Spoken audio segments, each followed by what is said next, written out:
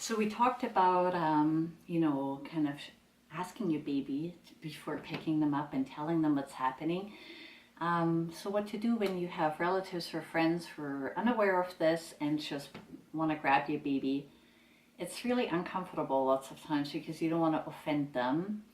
But the funny thing is, like if you have a dog, people usually know to put out their hand and let the dog sniff them. And if they don't know, maybe you're comfortable telling them. It's like, oh, put out your hand first and, let the dog get used to you so they don't bite you and all of that.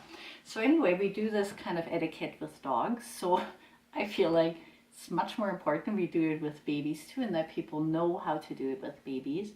So one way to introduce it to people is to say, you know what I just heard about, like it's something new to hear, some information I just learned.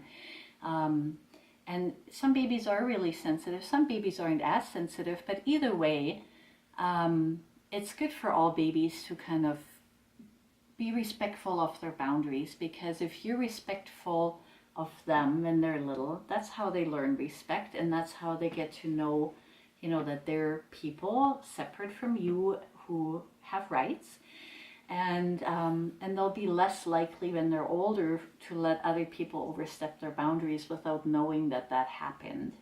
So it's important, for anybody who cares about your baby, for them to kind of be on board with it too, to learn that, this is the respectful thing to do, and it'll help your baby in their whole life to feel respected, to know what that feels like, so that he or she gets treated properly by their spouse one day too. It's all connected. So this is just one way we can do it from the start. And it's just one of the many ways. Another way to respect them is when you feed them, that when they know that they're full, that you accept it. Because lots of times we're so panicked about, we think like, oh, I don't know if they got enough food, and you try to coax them either with the breast or with the bottle for some more or whatever. But, unless your baby has a health issue, a healthy baby will let you know when they're full.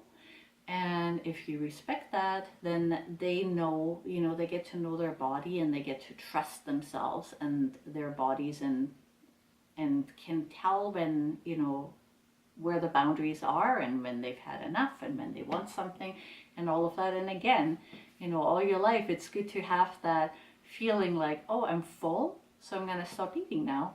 And, if somebody's always like, shoving another biteful in your mouth, then you may not know anymore when you're older, like, where is that boundary? Where is the natural boundary? So as much as you can, right from the start, be respectful of your baby, talk to them about what's happening, and talk to the people around you and inform them about how they can be respectful towards your baby.